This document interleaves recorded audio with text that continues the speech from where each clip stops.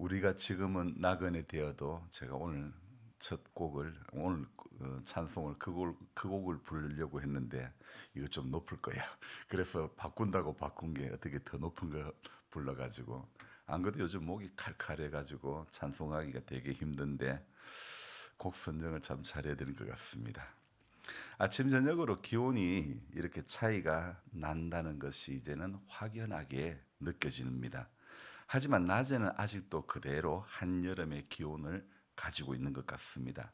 그 잠깐의 시간적 차이에 새벽의 공기는 저희의 이 새벽 아침 시간을 곤혹스럽게 만듭니다. 한 번씩 말씀드리는 거지만 제가 우리 아버지의 아들이라는 것이 틀림이 없다는 것이 이맘때쯤이면 여실히 드러나는 거죠. 코가 시큰시큰하며 재채기가 자꾸 나기 시작합니다. 한절기에 할아버지도 그러셨지만 아버지도 그렇고 저도 똑같습니다. 이게 사람이 참 신기하지 않습니까? 얼굴만 유전되는 것이 아니라 재채기도 유전된다는 것. 하나님의 창조 세계는 시편의 말씀처럼 주께서 나를 지으심이 신묘막측하심이라. 정말 신묘막측한 것 같습니다. 전부 다 우리는 신묘막측한 지으심을 통해 가지고 이 땅에 태어난 것입니다. 어찌 부모님의 그 작은 아기 씨 안에 부모와 똑같은 DNA가 그 안에 들어있단 말인지 인간의 짧은 지혜로는 정말 상상도 안 되는 하나님의 지혜가 그저 놀랍기만 합니다. 사무엘서에는요, 인물의 흐름이 다양하게 흘러간다고 말하면 될까? 처음의 시작은 사무엘의 이야기로 시작합니다. 사무엘이 그 태어나기 전에 그 집안의 이야기와 태어난 그 과정에 또 엄마가 기도하는 그 모든 일들. 그래서 사무엘의 이야기로 시작하는데 그러다가 기스의 아들 사울의 이야기로 전환이 되죠. 또 그러니까 그것은 초대 왕으로 사울이 선택이 되어 사울의 이야기가 나오는가 하면 곧이어 사울의 불순종으로 이어지는 다윗의 등장. 그래서 다윗의 이야기가 또 나오는데 사울과 서로 대립되는 관계 속에서 사울과 다윗의 이야기는 쭉 진행이 되고 있죠. 그러다가 사무엘상 마지막 장에 가서 사울이 죽음을 맞이한 이후에는 사무엘하부터는 본격적인 다윗의 이야기로 가득하죠. 물론 사무엘하 후반부에 가면 사무엘도 죽게 되죠. 사울이 살아있는 동안에 다윗은 정말 하루하루의 삶이 긴장의 연속이었다고 말할 수 있는 것 같습니다. 또 그 가운데서 그 긴장의 연속된 삶 가운데서 다윗은 수많은 시편들을 기록했다는 것이죠. 오늘 성경 읽기 본문이 사무엘상 23장부터 마지막 장까지인데요. 이 사무엘상 23장부터 마지막 31장까지만 해도 관련된 시편이 4편이나 기록이 되어 있는 거죠. 도망자의 신세이지만은 이 다윗은 항상 하나님의 말씀을 따라 살았고 또 시편을 통해 가지고 하나님 앞에 아름다운 고백을 아끼지 않았던 그런 인물이었죠. 단순히 도망자의 신세 가운데서 아름다운 시편의 고백을 하여서 대단한 것도 있지만 진짜 대단한 것은요. 다윗이 엔게디 광야에서 분명히 사울을 죽일 기회가 있었지만 그는 자신의 신앙에 의해서 사울을 죽일 수가 없었던 겁니다.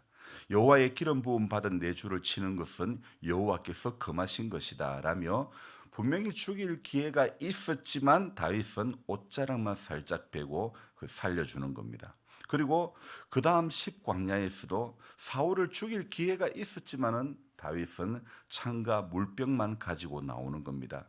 차라리 이 사건 두 사건을 놓고 볼 때 차라리 전쟁을 해서 싸움을 지는 것이라면 사울이 좀 덜 수치스러울 것 같은데 아니 다윗이 자기가 그렇게 죽이려고 했던 다윗이 옷자락만 살짝 베고 갔을 때 창과 물병만 가지고 갔을 때 이 사울이 얼마나 참 마음이 어땠을까?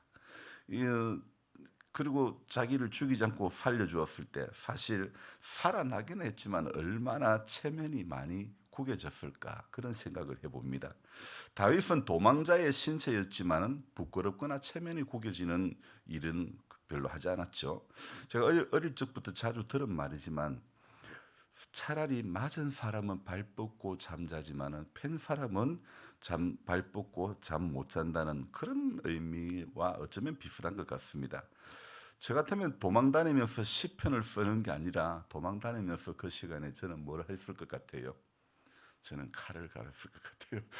도망 다니면서 저는 칼을 갈았을 것 같은데 속으로 한 놈만 걸려라. 그랬을 것 같은데 옷자락을 베는 것이 아니라 온몸을 다 베었을 것 같아요. 예수를 믿어도 기본 품성이 다윗의 이런 품성을 지니고 산다면 얼마나 좋을까 싶습니다. 수없이 예배를 드려도 우리 안에 있는 삐딱 심리라고 할까요? 기본 품성은 쉽게 변하지가 않는다는 겁니다. 정말 하나님이 기뻐하시는 것은 우리가 드리는 예배 횟수만큼 우리 안에 기본 품성이 달라지는 한 사람. 하나님이 찾으시는 예배자는 바로 이런 사람이 아닐까. 주께서 기름 부으신 자를 내가 함부로 헤아려 할 수 없다는 다윗의 그 기본 품성을 오늘 우리가 배워야 할 것 같습니다. 사무엘상에 등장하고 있는 인물이 이 사울과 대립되는 인물이 다윗이 아니고 만약에 신약의 베드로였다면 어땠을까? 저는 오늘 새벽에 이런 생각을 해봤습니다. 베드로였다면 베드로가 만약에 사울과 대립을 하고 있었다면 베드로는 어떻게 했을까? 칼을 빼내어 그냥 말고의 길을 자르듯이 바로 그냥 사울을 헤아려 충분히 헤아릴 수도 있지 않았을까 이런 생각을 해봅니다. 베드로는 베드로적 기질, 적합한 성격을 가지고 있었기 때문에 분명히 충분히 그렇게 하고도 남았을 것 같은 생각. 사울의 옷자락이 아니라 옷 안에 든 장기 하나하나 모조리 다 베었을지도 모릅니다. 하지만 다윗은 말죄라서 그럴까요? 아니면 예수님을 예표하는 인물이라서 그럴까요? 보통의 사람에게서 나올 수 없는 품성을 다윗은 지니고 있는 것만은 틀림이 없는 것 같습니다. 그뿐만 아닙니다.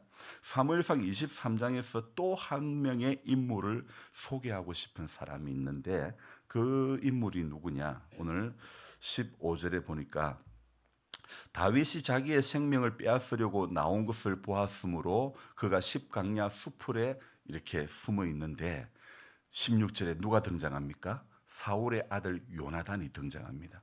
요나단이 일어나 수풀에 들어가서 다윗에게 이르러 그에게 하나님을 힘있게 의지하게 하였는데 이 뒷부분의 말씀이 그에게 하나님을 힘있게 의지하였는데 이 말이 조금 우리 개역 성경으로는 매끄럽게 해석을 할 수가 없습니다. 아마 좀 제가 쉽게 말씀을 드린다면 요나단이 십광야 수풀에 있는 다윗을 신방을 간 거죠. 그래서 그가 하는 말이 지금 현실은 어려워도 하나님을 힘있게 의지해라 이런 뜻이 되겠죠. 힘내서 하나님을 의지하자 이렇게 위로하는 자신의 아버지와의 관계 속에서 일어나는 이 문제를 요나단은 누구보다도 가슴 시리게 생각했던 한 사람이라고 생각됩니다. 이 17절에서요 또 요나단은 이어 말합니다. 두려워하지 말라. 내 아버지 사울의 손이 네게 미치지 못할 것이요 너는 이스라엘 왕이 되고 나는 내 다음이 될 것을 내 아버지 사울도 안다 하니라. 자, 여러분 한번 생각해 봅시다. 아무리 그래도 팔이 안으로 굽기 마련인데 그래도 자기 아버지잖아요. 요나단은 자신의 아버지 사울의 처신으로 인해 곤란한 지경에 있는 다윗을 진심으로 대하는 태도를 여기에서 볼 수가 있습니다. 오늘 저는 이 두 사람의 모습에서 제가 말씀드리고 싶은 것은 바로 크리스찬의 품성이라 이렇게 말씀드리고 싶습니다. 어제는 크리스찬의 정신에 대해서 말씀을 나누었는데요. 정말이지 어제 제가 예를 들어 말씀드렸던 안식교를 믿는 그 청년들이 시간이 훌쩍 지났음에도 불구하고 끝까지 비닐을 다 벗겨주는 그 열정에 제가 감탄을 했는데요. 만약에 제가 그분들을 부르지 않고 저 혼자 비닐 벗겼다면 저는 올 연말까지 가도 다 못 벗겨낼 것 같습니다. 그들의 그 모습은 제가 크리스찬의 정신이다. 또 동시에 크리스찬의 품성이다. 그렇게 말씀드리고 싶습니다. 최근에 저는 또 한 사람의 안식 교인을 이야기하지 않을 수가 없었는데요. 어떤 사람이 그럽니다. 안식교는 젠틀한 이단이다 이렇게 말하기도 하는데 사실 저는 뭐 함부로 이단이란 말하는 것은 매우 조심스러운 일이라고 생각하는데 물론 교리적으로는 심각한 오류가 있긴 하지만 역시 우리 장로교 교리 역시 완벽한 교리는 아니죠. 성경은 하나님의 말씀이지만 교리는 솔직히 사람이 만들었기 때문이죠. 작년에 제가 애당교회 사택을 수리할 때 불렀던 설비업자인데 이번에 장 목사님 때 리모델링 과정에 윤 집사님이 이분을 소개시켰는데 문제는 이분은 자기가 하고 싶은 대로만 하고 돈 내놔라 이런 식인 거예요. 일하러 온 사람이 장 목사님 부부에게 같이 찬양하자면서 기타를 들고 와서 한참 동안 기타를 치고 찬양하자는 거예요. 안 그래도 길어지는 집수리로 인해 몸과 마음이 지쳐가는데 지금 분명히 찬양할 시간이 아닌데 일하러 와서 건축주와 찬양을 한다는 것. 물론 충분한 교류가 있었던 사람들끼리였다면 가능할 수도 있었을 것입니다. 하지만 빨리 일을 끝내주어야 다음 작업들이 타일 작업하고 일상이 사는 것 같이 해서 살 수가 있게 되는데 설비의 일의 완성도 면에서 보더라도 본인은 설비를 40년 했다고 하는데 저는 생각하기를 4개월만이라도 제대로 배웠다면 일을 그렇게 하지는 않았을 것 같습니다. 건축주인 우리 장 목사님께서 요구 상황을 조금 이야기만 하면 너무 예민하다 하면서 성질을 내가며 입도 못 열도록 함구하려고 하고 자기 하고 싶은 것만 다 하고 하는 그의 모습이 참 그 이야기를 들으면서 제 안에 참 많은 생각이 교차했습니다. 한 부류의 안식교 청년들은 참 신실하게 감당해 주어서 감사한 반면 또 한 사람의 안식교인은 그분으로 인해서 장 목사님 부부와 윤 집사님은 참 많이 불편한 상황인 것을 보면서 크리스찬의 정신 그리고 정말 크리스찬의 품성이 어떠해야 하는지를 되돌아보게 되는 것입니다. 부끄럽지만 저도 아직 이 부분의 말씀을 나누기에는 너무도 온전치 못함이 제한이 있죠. 미국 대통령만 오바마가 아니라 저도 버락 노태진일 때가 많이 있죠. 어젯밤에는 아내도 버락 김기현이 되었고 예수를 믿어도 사실은 사람의 품성이 바뀌는 것은 참 어렵고 어려운 것 같습니다.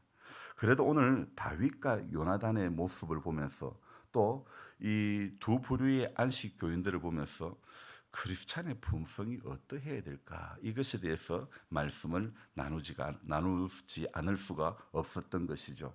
물론 평생 우리가 염두에 두고 살아가야 할 기도의 제목이기는 하지만 이번 한 주간 우리가 또 살면서 더 염두에 두고 고민하고 몸부림쳐야 할 것이 우리가 예배자로 하나님 앞에 예배 자리에 빠지지 않는 것도 중요하지만 정말 크리스찬의 품성이라고 하는 것은 우리가 평생 두고 우리가 생각하고 또 기도하며 하나님 원하시는 모습으로 이 원하시는 마음을 품고 오늘 이 분명히 팔이 안으로 굽을 수밖에 없고 자기 아버지 편이 될 수밖에 없는 아들 요나단이지만 그러나 요나단은 이 아버지와의 관계 속에서 참 힘들어하는 다윗을 그냥 볼 수가 없는 거죠. 그래서 위로자가 되고 그래서 찾아가고 이런 요나단의 모습과 또 분명히 자기를 죽이려고 자기를 해하려고 하는 사울이지만은 그러나 다윗은 칼을 갈지 않고 그는